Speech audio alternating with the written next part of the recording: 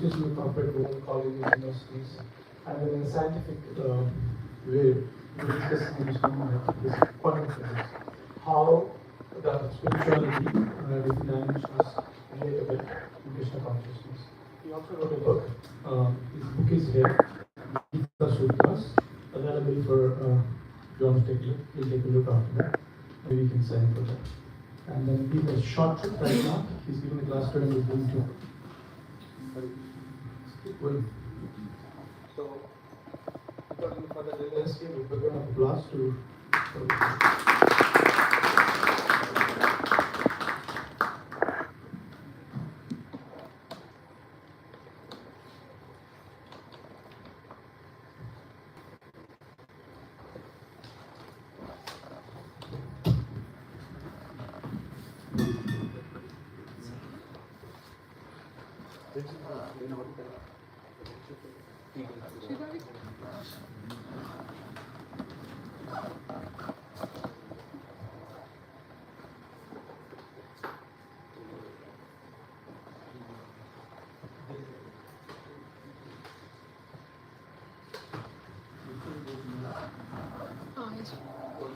Yes.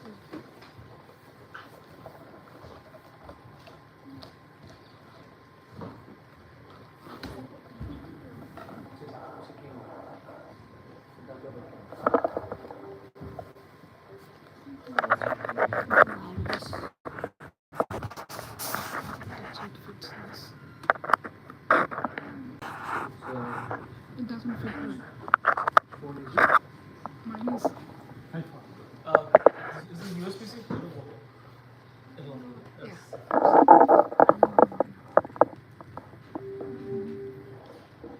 So I think I need to first connect to the internet. Yes.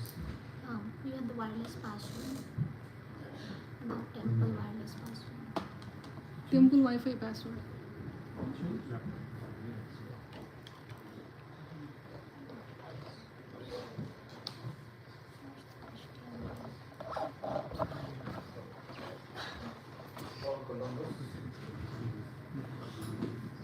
They recently changed the password. Password? Key will connect. Sorry about this.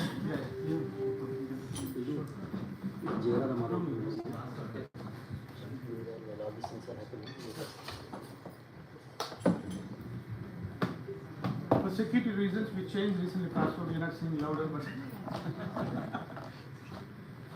Is it a Mac?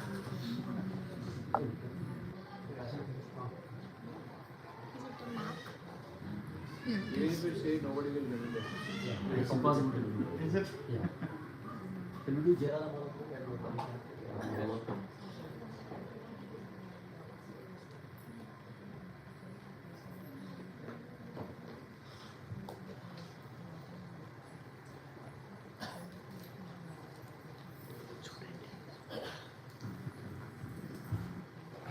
And then there are space also in the front. Those who want to come, they can come in the front. There's a lot of space in this area. For female, they can take it.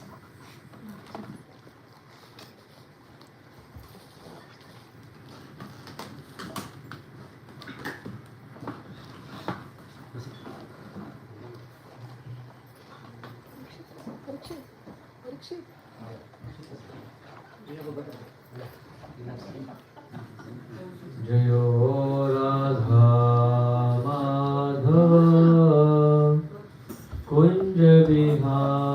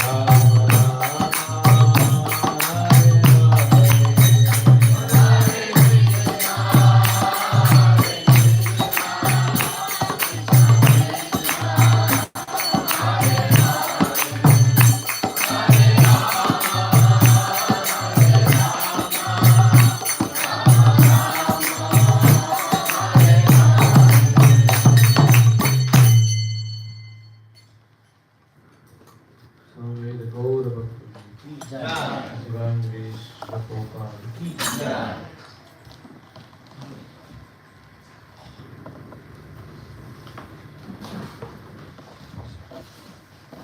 We'll sing these prayers for the Lord Gita before we take the topic today, and also afterwards. We'll sing together. Please follow me. And sing. Wonderful.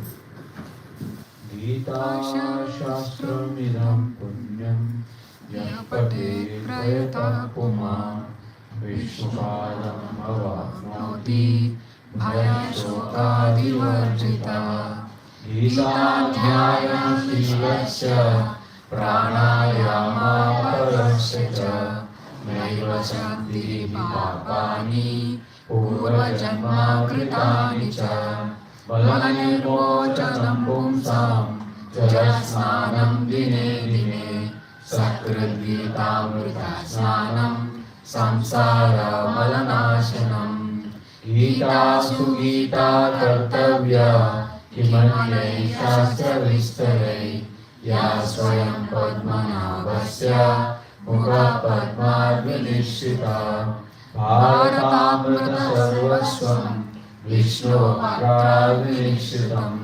गीतागङ्गोदकं पीत्वा पुनर्जन्म न विद्यते सर्वोपनिषदो गावो दोग्धा गोपालनन्दना पादो वत्सा सुधीर्भोक्ता दुग्धं गीतामृतं महत् एकं शास्त्रं देवकी पुत्रगीतम् एको देवो देवकी पुत्र एव एको मन्त्रस्तस्य नामानि यानि कर्माप्येकं तस्य देवस्य सेवा प्रपन्नकारिदाताय स्तोत्रवेत्रैकपाणये ज्ञानमुद्राय कृष्णाय गीतामृतदुहे नमः सर्वधर्मान् परित्यज्य मामेकं शरणं व्रज अहं त्वां सर्वपापेभ्यो मोक्षयिष्यामि मा शुचः ॐ अज्ञानतिमिरन्धस्य ज्ञानाञ्जनाशलाकया चक्षुरुन्मिलितं येन तस्मै श्रीगुरवे नमः श्रीचैतन्यमनोभीष्टं स्थापितं येन भूतले स्वयं रूपा तदा मह्यं ददाति स्वापदान्तिकं वन्देऽहं श्रीगुरो श्रीयुतापदकमलं श्रीगुरु वैष्णवांश्च श्रीरूपं साग्रजातं सहगना रघुनाथान्वितं तं सजीवं साद्वैतं सावधूतं परिजनसहितं कृष्णचैतन्यदेवं श्रीराधा कृष्णपादान् सहगना ललिता श्रीविशाखान्वितांश्च हे कृष्णा करुणा सिन्धो दीनबन्धो जगत्पते गोपेश गोपिका कान्ता राधा कान्ता नमोऽस्तुते तप्त काञ्चन गौराङ्गी राधे वृन्दावनेश्वरी वृषभानुसुते देवी प्रणमामि हरिप्रिये वाञ्छाकल्पतरुभ्यश्च कृपासिन्धुभ्य एव च पतितानां पावनेभ्यो वैष्णवेभ्यो नमो नमः श्रीकृष्ण चैतन्य प्रभु नित्यानंद श्री अद्वैत गदाधर शिवासादि गौरभक्तवृंद हरे कृष्णा कृष्णा कृष्णा हरे हरे हरे राम राम राम हरे हरे। हरे Krishna. It's my privilege, honor to be at Columbus Center here, Krishna House, and grateful to Naveen Krish Prabhu, Ram Kirtan Prabhu for inviting me over in my short stay in America this time. And today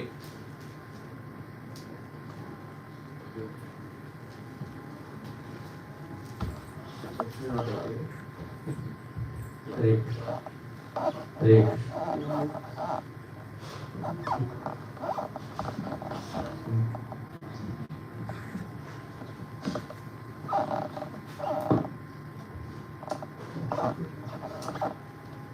Today also is a very special day for devotees because today is the commemoration of Srila Prabhupada's arrival in United States and 60th year of this commemoration way back in 1965 in the month of September. Srila Prabhupada came to this land of America. Those although it's said as land of freedom, but we are not free from the bondage of Maya everywhere. So one place, Prabhupada was asked, Swamiji, why is the mortality rate high in India? Prabhupada said, everywhere it is the same, 100%. Everywhere, the time factor is controlling everyone. So Prabhupada came to give us the real freedom, the three-fold miseries. And it's very special that at the age of 70, Prabhupada took this great expedition. This place is named after another person who traveled the globe trying to find India, Columbus. And in pursuit of India, he landed in America. And he thought, this is America. And I was reflecting that, long those times, people somehow or other wanted to go to India to become economically progressive. Now it has reversed. People want to leave India. But the main aspiration to improve one's life is there. And Prabhupada knowing, many will get India, not in India, but here in America, the Vedic tradition, the most important treasure of the Bhagavad Gita, we get by Prabhupada's mercy. And it was his Guru's order, so Prabhupada's Guru's order, to go to the West and spread Krishna consciousness, spread the message of Lord Chaitanya.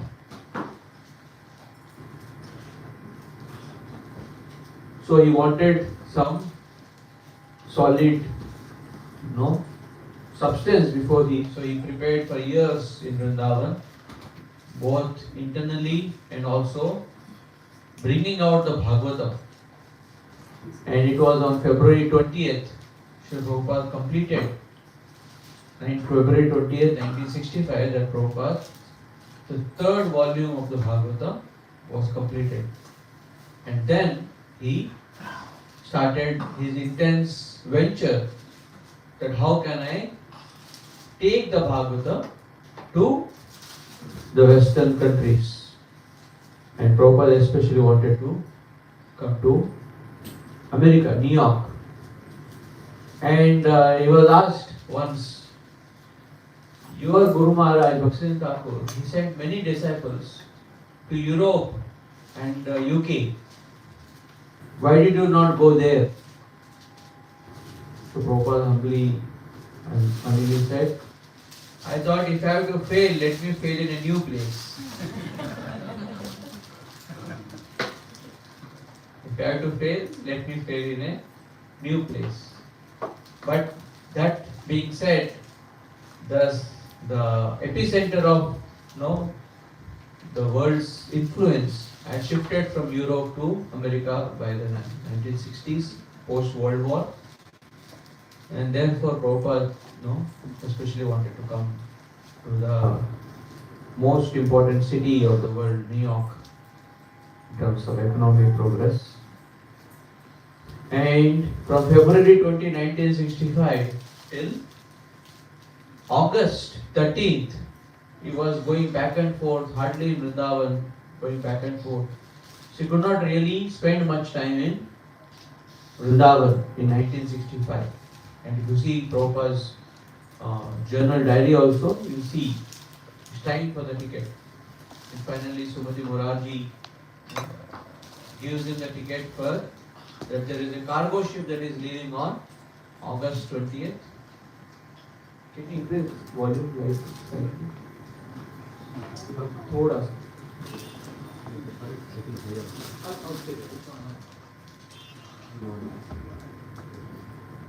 Hare Krishna, Hare Krishna, Hare Krishna. Till more. That's it, maximum. This is good. So she gave him the ticket to go come to America on for August 13th, 1965.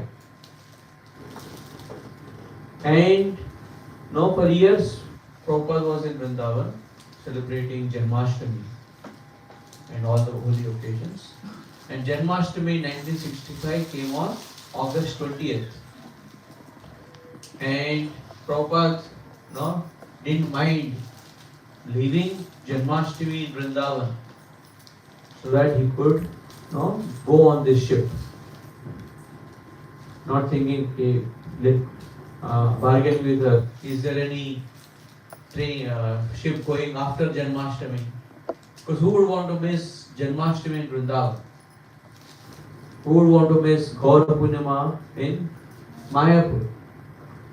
But Prabhupada sacrificed and all alone with no one, only few members, he was in on the Jaladuta celebrating Janmashtami.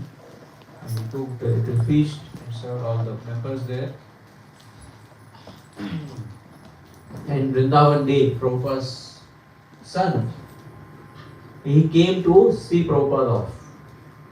And His Holiness Radhana Swami Maharaj tells when he met Vrindavan Day later, he was asking him, what were you feeling?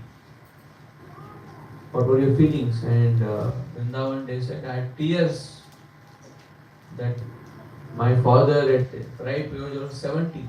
Anyone here 70 years old? No one? Anyone 60 plus? 60 plus? Okay. You can see, how the body starts to, after 40 there is a downside. And after 50 the downside increases further. What to speak of? So when he asked nowadays, I was in tears, my father leaving. And I was pretty confident that I will not see my father again. Not that he will not come back, but he will not survive this journey and the cold days. But Prabhupada took that sacrifice to give us Krishna. So there is a saying that devotees have made. Prabhupada travelled on Jaladuta, carrying the message of Krishna as a Vishnu Duta. The messenger of Vishnu.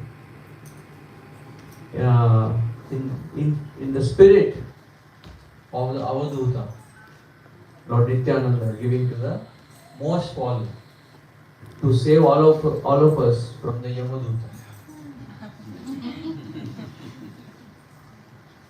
So he travelled on Jaladuta as a Vishnu Duta in the spirit of the Avaduta to save us from Yamaduta. So that is today, very special day. So we should honor today's. And I was requested to speak, from the Gita Sutras, the Bhagavad Gita, about chapter 15. Chapter 15 is often a favorite chapter for many for different reasons. One of the most common reasons is it's a short chapter, only 20 verses. 20 verses, some chapters. If we have to recite the Bhagavad Gita, all the 18 chapters, some chapters become never ending. Which is the longest chapter in the Gita? 18. And the second chapter is the second. So, and the shortest is 12 and 15. So this chapter, Krishna is giving us a wonderful message. It's also considered to be the conclusion, the end of the Bhagavad Gita. In some versions, it is said that the Krishna ended the Bhagavad Gita many times, but provoked by Arjuna's inquiries, Krishna spoke further. So the first ending of the Gita is where? Is in the second chapter of the Gita. That's why Prabhupada called it as contents of the Gita summarized. And when Krishna spoke 2.72, Esha Brahmi Sthiti Partha, when Krishna spoke that was the end. But then Arjuna asked further, third chapter. Then it is said, Krishna spoke till the 4.3. Evam parampara praptam imam rajarshi sakale nehamaka yoga nashta parantapa. I am again speaking this because this was lost.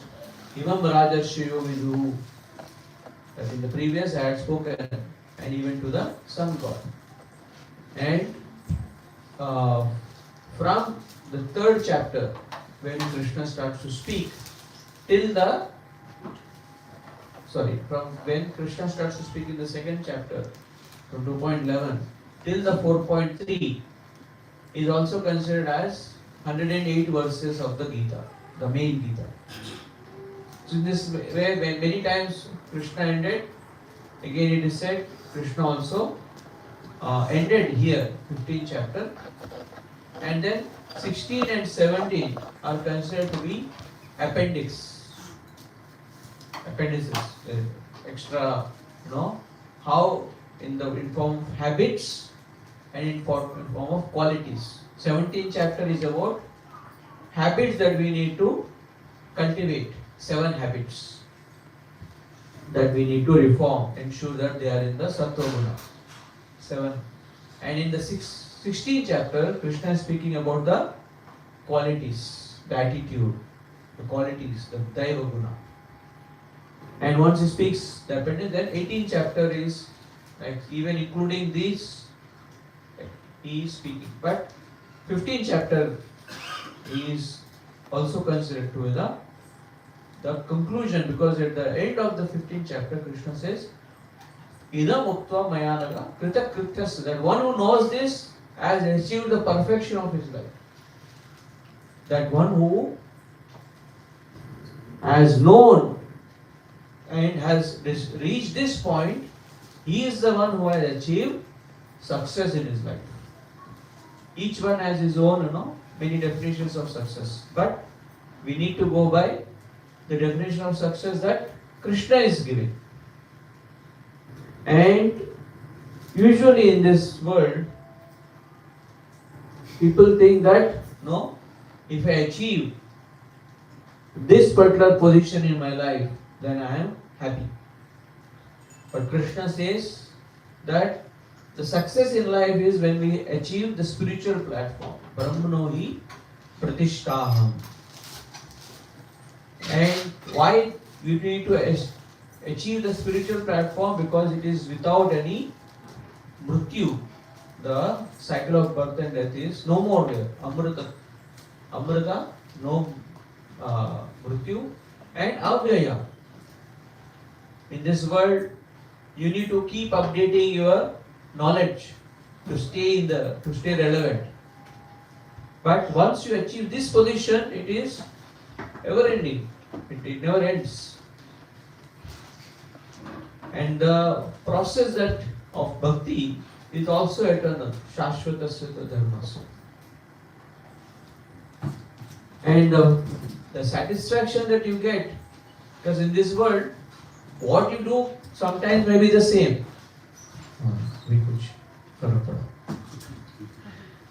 But the experience that we get from the thing diminishes. The same rasgulla is there. But when you eat the first time and when you eat the 10th time, one of our brahmacharis is from Bengal, Orissa. And in childhood they used to have a competition. They used to go to the sweet shop and they used to have a competition. How many rasgullas one can eat? Anybody has had such competition here in Columbus? Sponsored by the temple. You don't have to pay. So this Dr. Brahmachari, he used to cross 50 rasgullas in eating. But will the experience be same? After 4th or 5th, your tongue will be totally saturated, sugar coated, that you can't experience anything. That's why in South India, if you go to traditional temples, what they do is they put a laddu and they put a savory. And traditionally the way they eat is they eat little savory and they eat little laddu. So you can savor more the thing. But when we achieve the spiritual platform, when we are with Krishna, the pleasure that we achieve is also never ending. It's ever in Anandamudi Vardhanam. So that success that we achieve results into happiness. When you achieve the spiritual platform, then you achieve the happiness. And often this is seen to be the equation of happiness. What is the equation of happiness? Called the algebra. It's said to be it is a combined product of love, wealth, and strength. When you have all this, then you are happy. But often something or other is missing from the life. If you pursue after wealth, you don't have enough time to spend in relationships, or your body is not fit. You have earned enough, but in that pursuit you have not ensured that you are healthy. So they say you lose your health to gain wealth, and then you lose your wealth to gain health back, which never comes. There is a stat that says 80 to 70% of the money that people earn, they spend trying to recover their health in the last 3 years of their life. On doctor's bills they spend. So this is does success come first or does happiness come first? Does success lead to happiness or happiness leads to success? Most think that once they achieve success, the success will lead to happiness. So therefore we are not directly running after happiness, we are running after trying to become successful. In the dictionary, happiness comes first or success comes first? Happiness. H and S. But in dictionary, it's many times death comes first before life. You slog so much that we, as they say, first I was dying to grow up, dying to get married, dying to have a house, and in that pursuit of dying for so many things, I never lived, and now I am actually dying. End comes before start, divorce comes before marriage, which is one of our devotees. He was in Bombay. He was looking for partner, and he seemed to be like a very open-minded. So when he was talking about different aspects of the marriage, he told the father-in-law that in case we get separated, this is how much I'll give to your daughter. The father-in-law became very afraid. ये पहले ही बात कर रहा है. हाँ? Pre-marriage agreement. Now it is kind of in the air, but traditional nobody speaks about in case this happens, we will do this. It's common now. Because I don't want to go, but they and for most they think that it is success that gives happiness. This is a very famous incident in Indian cricket, where World Cup final or semi-final was lost because he didn't run fast. MS Dhoni, Indian captain, is usually known to be a very fast runner, but his overconfidence, or he didn't jump, and just by a few inches, he was run out, and that washed away entire dream. And that regret always stays, because no matter what we do, if the end you don't achieve perfection, you don't achieve success, it leads to sorrow. So Krishna says in the 28th verse of this chapter that if you endeavor as I am guiding you in the Bhagavad Gita, then only your endeavors feel no perfection. Otherwise, some or other regret people will carry if they don't live the path that Bhagavad Gita is suggesting. No matter how successful, they'll die with some regret. In fact, here in US there was a study done by a nurse who was in palliative care. So she saw many people leaving their body, and they having different types of regrets before they die. So she kind of summarized as the top 5 regrets that people carry while they are dying. One is, I wish I had the courage to live a life true to myself and not life others expected of me. I wish I hadn't worked so hard. I wish I had the courage to express my feelings, my emotions. I wish I had stayed in touch with my friends. I wish that I had let myself be happier. So, without Krishna consciousness, without taking to Krishna, the end result of all our endeavors is going to be regret. Srila Prabhupada was asked by a reporter, Swamiji, you are doing so much, practicing so much, giving up, lot of things, and you are asking your devotees to give up. What if at the end of your life, before you leave the body, you realize that all this is a hoax? There is no Krishna. So won't you regret? So Prabhupada said that never mind whether Krishna is there or not, all through our life we had a very wonderful time.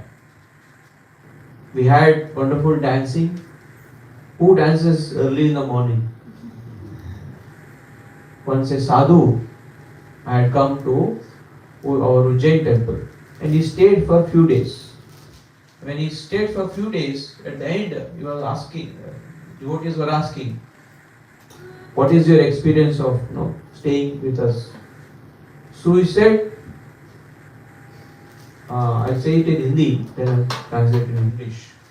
He said, आपका संस्था का नाम ना आपके स्वामी जी ने गलत दिया है. आपका संस्था का नाम इस्कान नहीं होना चाहिए, आपका संस्था का नाम होना चाहिए मुस्कान.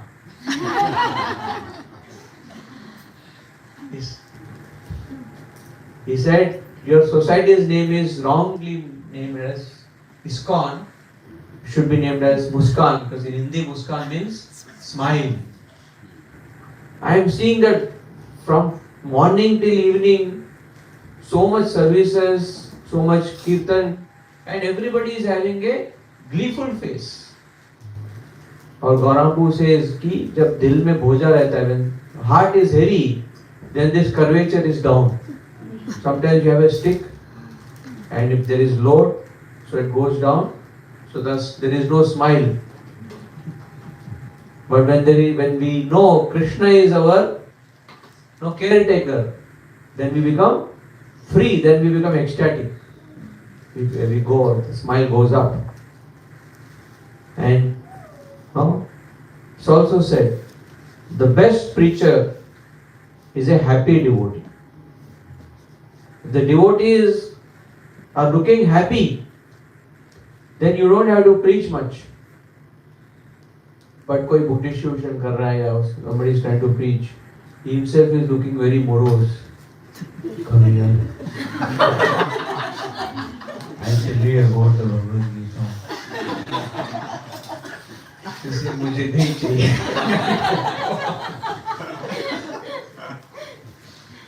So if you are preaching to someone, the first duty is that you are happy. And if you are not happy, then looking at you, 10 people say, I don't want that. So the happiness. So this sadhu said, no, that everybody is joyous, they are dancing, singing, because dancing is an extreme expression of somebody being joyful. Like you will see some, father is struggling hard and his daughter suddenly gets a seat or a very good job. In that joy, the father starts to dance. So that is the joy that devotees are experiencing. That Krishna is saving us, is going to save us.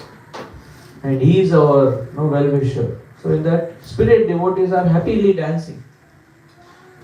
Once I was at United Nations General Assembly. We were called for these, delivering Gaur Gopal Pu was the main, and I went with him. So in the United Nations General Assembly, they did an exercise. They told everyone, around 5,000 people were there, all from all nations, and they said that one of the biggest troubles in this world is people are so filled with anxieties that they are always down, burdened. And she said, I have a technique to remove the burden. So she told everybody to stand up. And after she made everyone stand up, and said, everybody lift your hands. Then everybody lifted their hands. And then she said, now everybody start to jump up and down, dance. Because you need to let go of your burdens, and dancing is the best way. And then our devotees thought, everything is there in this except the Hare Krishna. Because devotees, what they do, we raise our hands and we chant Hare Krishna, Krishna Krishna, Hare Hare, Hare Ram, Ram Ram, Hare Hare. So we added that element. Now doing kirtan, so everybody was dancing, thinking that, but we were devotees or intelligent to add the kirtan. So so in the General Assembly of United Nations, once kirtan happened, where everybody was dancing to the tune. Of course, not everybody heard. And this chapter, Krishna is giving us the way to achieve perfection in our life. In the previous chapter, Krishna explains about a tree that originates in Rajasi, in passion. Vivridhe, Vriksha means, what is Vriksha mean?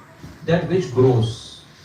So Vivridhe, the tree that grows, and the tree of passion, the roots of the tree are desire, spriha. And that spriha, the desire, as soon as the desire comes into our body or system, what happens? Ashama. We become restless. Sometimes, we are sitting quietly and chanting, and suddenly a desire comes. That, oh, did I prepare the presentation? Or maybe I need to buy this particular product. So in that way, you come here. So as soon as desire comes, even in japa we are peaceful till some thought enters, and then we become restless. And this restlessness of desires makes us arambha karma, to initiate some action. Sometimes devotees are chanting and the thought comes, and the thought takes over so much that they put the bead bag side only. पहले इसको निपटाता हूँ. But one devotee says, but devotees with their bead bag, they have this one finger out, and they try to do all that with that one finger, or use this left hand. They become left hand experts because of chanting. There at least one thing that devotees have achieved is learning to do many things with their left hand, because the right hand is busy chanting. Arambha karmana, that they initiate action, and that becomes a proclivity, their nature, their habit. And because it is a material desire, it never is satiated. Those who have a particular salary, they feel, I need to go to the next level. Those who have a particular house, initially they are happy, later they think, oh, this house is smaller, I need a bigger house. So greed overcomes. And Krishna says, tu phalam dukkham. This desire tree that the material world offers, the root is a desire and the fruit is the misery. Asha hi paramam dukkha. It starts with asha and it ends in nirasha, or misery. So in a study that there was a discussion between the eyes and the heart. And the eyes were told by the heart, this is again in Hindi, I will retranslate it. दिल आंखों से बोल रहा है, इतना देखो मत, देखते हो तुम, तड़पते हैं हम. The eyes are being told by the heart, don't see so much, because you see and I become restless. देखते हो तुम, तड़पते हैं हम. And then the heart, the heart was told by the eyes, इतना चाहो मत, चाहते हो तुम, रोते हैं हम.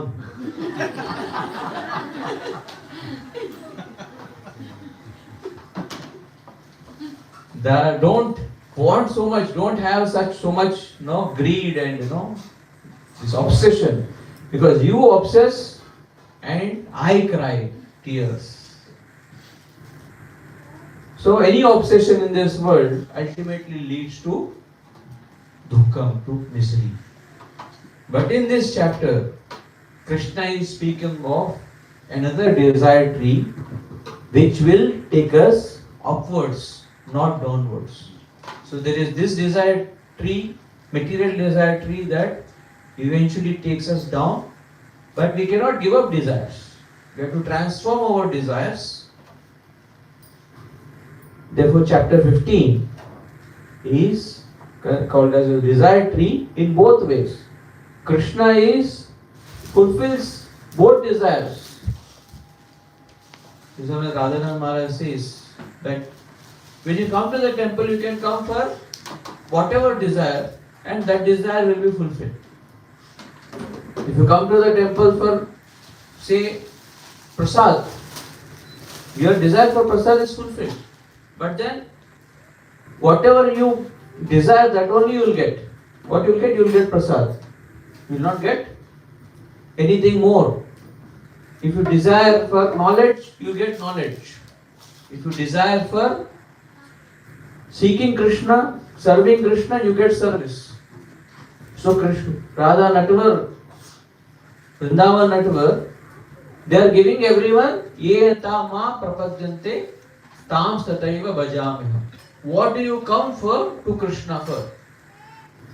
I mean, most of the times we ask Krishna for something material, so therefore only Krishna reciprocates. Even as devotees sometimes.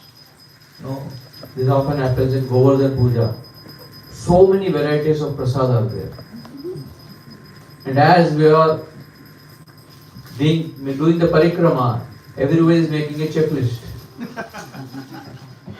Which item I need to steal? I need to grab. And although sometimes mysteriously it's experienced that particular item comes to you. मेरे साथ तो हुआ है. That out of all the things जिसके ऊपर आंख पड़ी, वही आ जाती है. Or you are having some material thought about something, maybe about acquiring some place or a gadget or something, and because the mind is going on in that, Krishna fulfills that, and we feel sorry. Wish had same thought about Krishna, क्योंकि भगवान ना इच्छा पूरी करते हैं, हम इच्छा गलत करते हैं. Krishna fulfills our desires, but we don't sincerely desire him. Therefore, he doesn't offer himself. भगवान से कुछ मत मांगो, भगवान को ही मांगो. Don't desire anything else other than Krishna. Krishna, we want you, like Arjuna. Arjuna said, Krishna, I want you. So are our desires taking us up or down is the main crux of this chapter, the desire tree. And in the spiritual realm, that our happiness in practicing the bhakti, in process of bhakti, will lead ultimately to success. That whatever you do, Krishna is saying, do it priti purvakam. That bhajatam priti purvakam. My devotees worship me with great pleasure. Say whether the pujari is offering arti or we are cooking. When we do it with joy, not like a किसने डाल दिया मुझे इधर सेवा करने के, who has put me into this seva. Or sometimes when our rounds are left at 11:30 p.m., then we start to recollect who was that guy who gave me the feedback to chant, who took me that commitment. No, but when we offer, whatever we offer, pleasingly, Krishna is happy to accept. So, spiritual life Prabhupada said, chant Hare Krishna and be happy with whatever your situation, happily practice. Happiness doesn't mean that we don't call out to Krishna in great earnestness. And in the material circle, people think first I'll get success, then I'll go for happiness. So spiritual realm and material realm, both, Prabhupada in the 15th chapter says this material world is reflected on the water of desire, or it's a reflection on the desire. And it is our desires that truly reflect whether we are spiritually growing or materially growing. Just like I'm giving this talk. My desire or my intention behind the talk will determine whether I'll grow spiritually by doing this seva, or my ego will grow by doing this seva. Same with comes pujari. Same with comes a garland maker. Once in Chopati, there was a garland makers meeting. And even in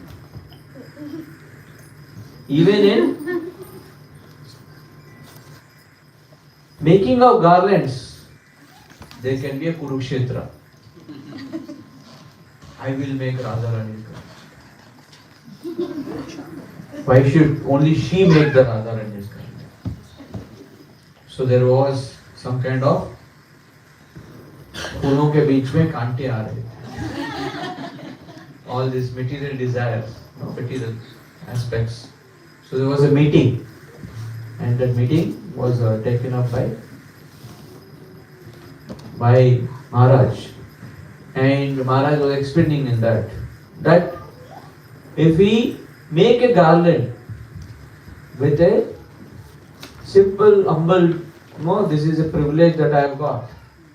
So when Krishna wears that garland, he feels very joyous. But if it is with pride, if we make a garland, then Krishna feels this is a garland of thorns. It hurts him. So what is the desire?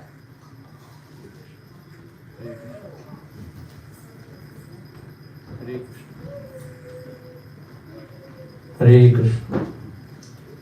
So whether it is a spiritual journey or a material journey, no one else can evaluate. We have to evaluate ourselves based on our desire. And in the Manushya Loka, in the human world, usually the desires take us down. But when our desires are connected to pleasing and loving Krishna, Janati Purushottamam, then it is a spiritual growth happens. And this is the dichotomy, or this that the material realm is a reflection of the spiritual realm. There is some semblance, but not all qualities are there, and many are exact opposite. What is the highest there of service becomes the lowest looked down upon. That you are a servant, like sometimes our devotees say, you are a servant. So people don't understand. So what is the highest there of being a servant of servant is seen as lowest. In Gopinath Mandir, Bombay, we have a restaurant on the edge of the street called as Soham. And Soham is a very popular word used in the impersonal philosophy, saying that Soham means I am that I am God. Soham. So हम that जिनको देख रहे वो मैं Soham. So there was a thought dialogue between a impersonalist who was coming from the Soham restaurant and our devotees. And our devotees said, it is not Soham, It is dasoham. It is dasoham. I am always a servant of Krishna. And that impersonalist, he added another sa. And he said, it is not dasoham, it is sadasoham. I am always God. And the devotee added da. Dasa dasoham. So devotee always tries to find the lowest of the positions, but whereas a impersonal understanding tries to think how I am there as God. So as Prabhupada mentions, the material realm is only 1/4 of creation. Of the creation, 3/4 is spiritual and 1/4 is material. This is a story that once this painting was there, and Prabhupada's one of the disciples, Prabhupada asked him that which aspect of this painting looks attractive to you, and he somehow pointed to the dark place. This appears to be attractive to him, because he didn't know anything about the painting. And then Prabhupada said, that is where you are in the material world. So it appears to be attractive.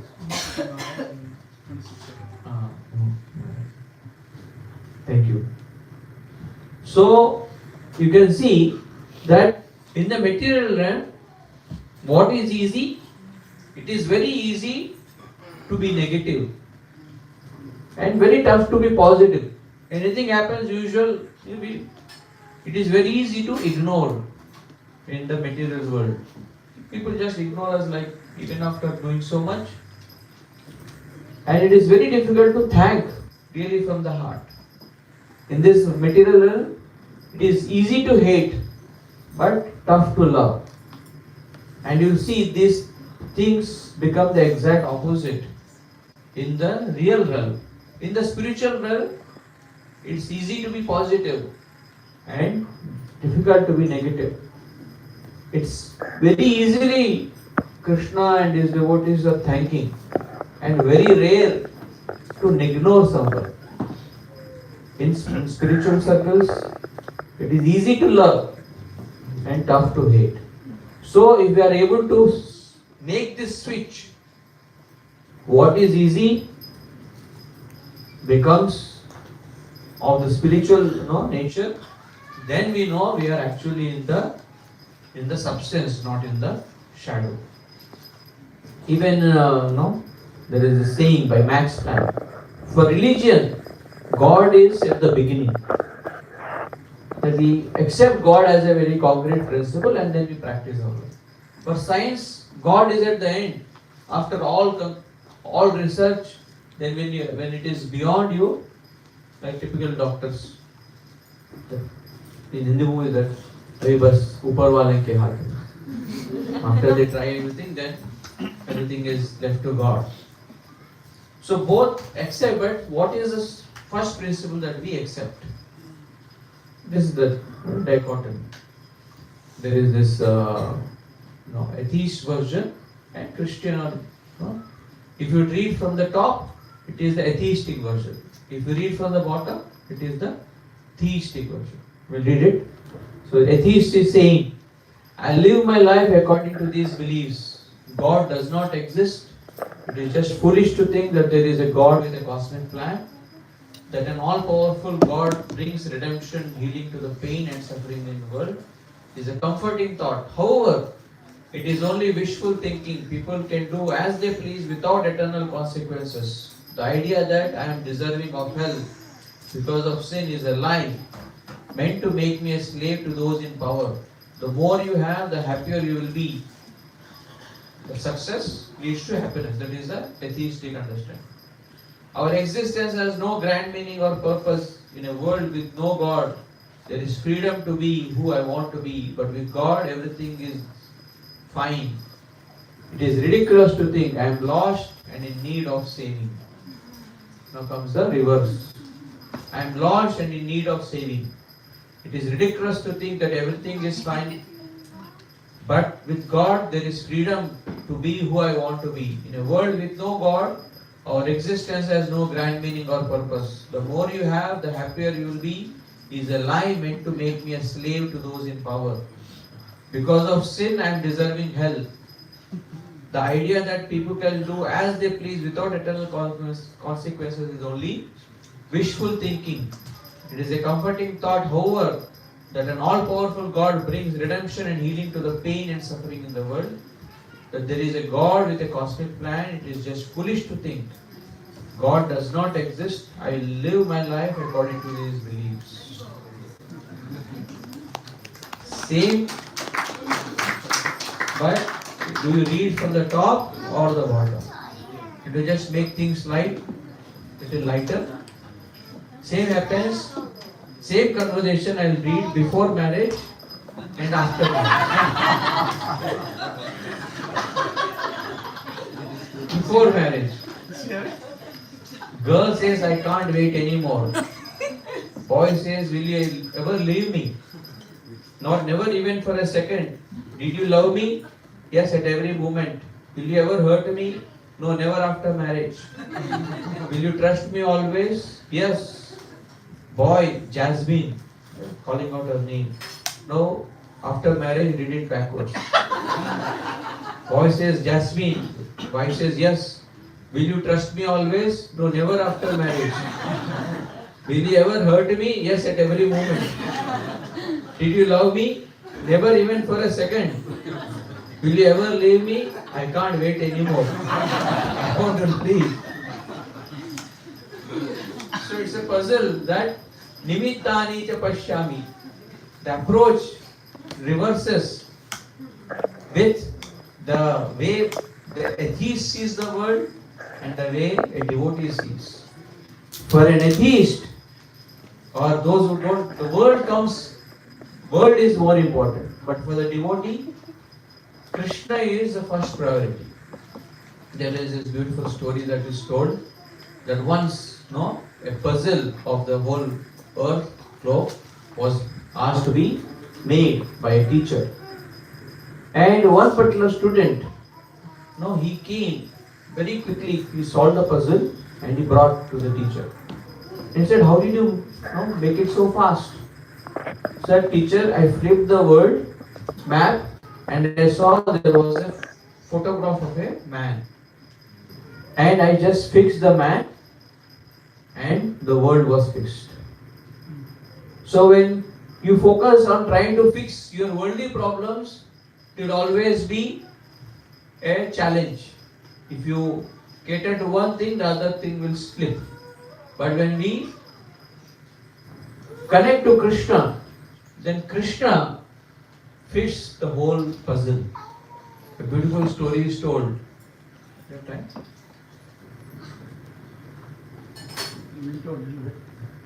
It's 5 minutes? Or 10 minutes? I'll end with this. Whole chapter will take long time. So, once a father, he left an inheritance. And the time came for the Badwara, the division of. So they read the will. And in the will, the father said, half of my property should go to my first child. 1/4 of my property should go to my second child. 1/5 of my property should go to my third child. So they all gathered what all father has, they started to divide. Then came their father also had a horses. How many horses were there? 19 horses were there. 19 horses divided by 2. 19 by 2, how much is it? 9.5. Easy to say. But in reality, can you make 9.5 horses? You can't. So the second and third brother was saying, you take 9, round it off. So no, I'll round it off to 10. So there was fight. Also 1/4 was not possible. 1/4 of 19 is again a fraction. 1/5 of 19 is again a fraction. So nobody was able to resolve.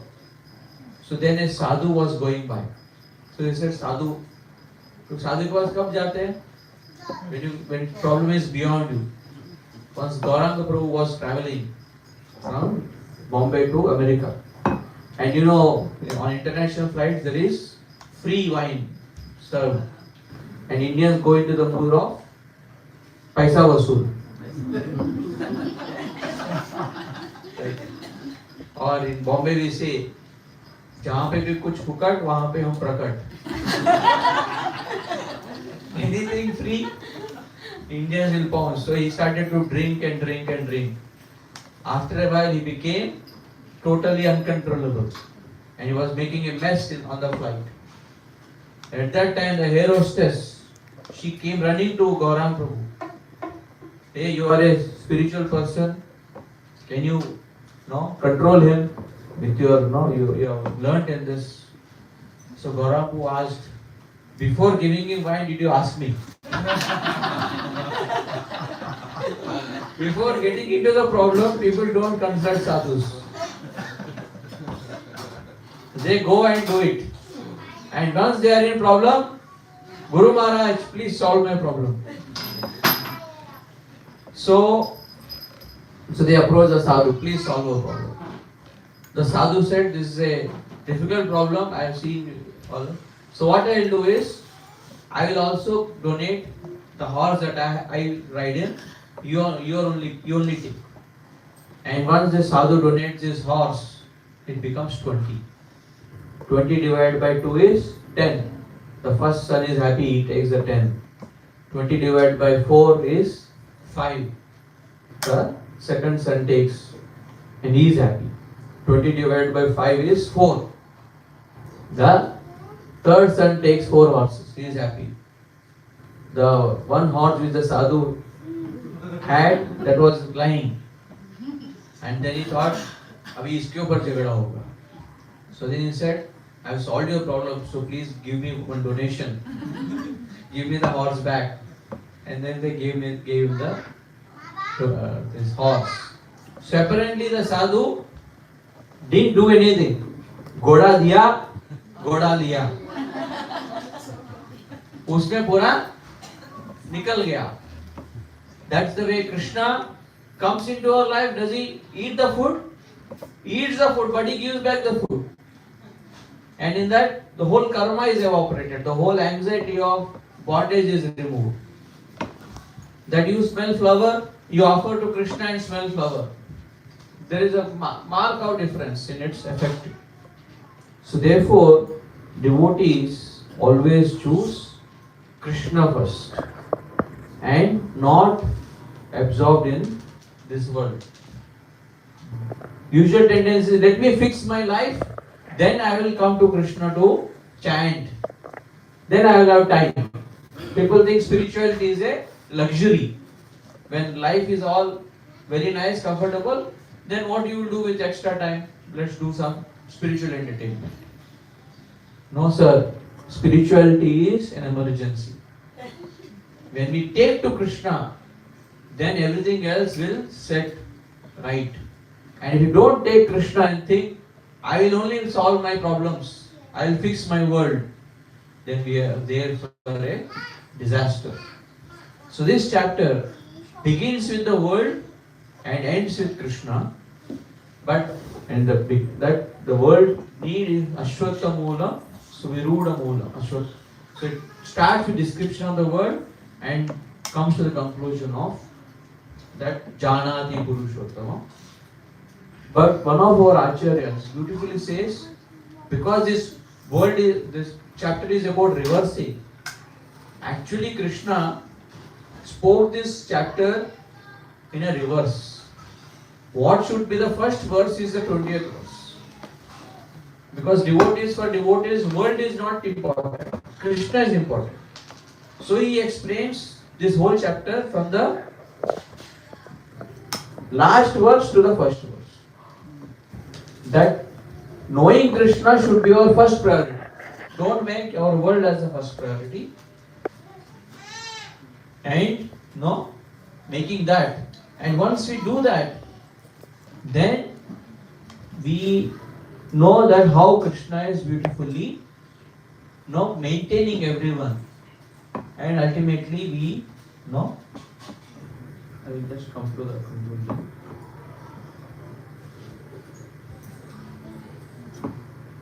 This chapter is such a revelation of consciousness, paradox that is there. So all our endeavors end point should be Krishna. That is the conclusion, which should not be at the end of life, but that should be the main priority. Therefore, this Acharya explains that as the first section.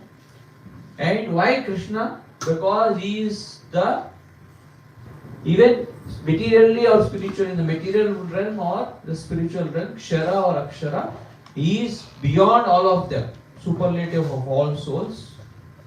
And what does he do? In this world, he is rewarding everyone rightly as per their request. And who can see him? Eligibility to envision those who can see Krishna in everything. And why people are not able to see Krishna? Those who become victim of vanity, those who become absorbed in their sense gratification, they are not able to witness Krishna. But we are come out of vanity and practice the principles that Krishna gives in 6.3. Then we are able to enter into the eternal realm and understand that this world is only a reflection of the spiritual realm. This is only reflected roots that are there. So, the whole message of this chapter is reverse the approach. Don't keep Krishna at the last. Apparently, this chapter Krishna comes at the last, but for devotees, Krishna comes the first. First thing in the morning we do is chant our rounds, and then we get into our duties. If we think the whole day everything, I'll fix up everything, and in the night I'll chant, what will happen? Your whole day will go mess, and night time will also not have time to chant. But those days when we properly chant our rounds, make Krishna top priority, you will see mystically how the whole day you have the strength to deal with the world, the challenges. Sometimes they get fixed up or not, but you are able to better handle. So that's the secret to live our life. This is a summary of this chapter. Of course, this was my little attempt to present the different chapters of Gita with different visualizations. This was the visualization of the reflection. How there is a complete paradox or contradictory way in which material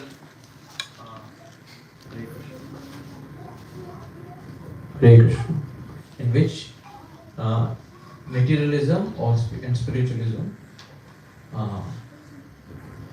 see the world and live their lives.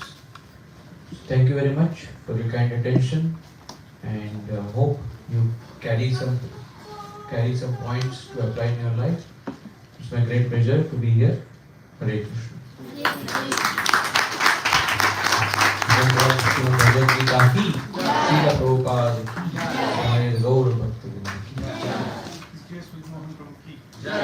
So what Prabhu said, this is also part of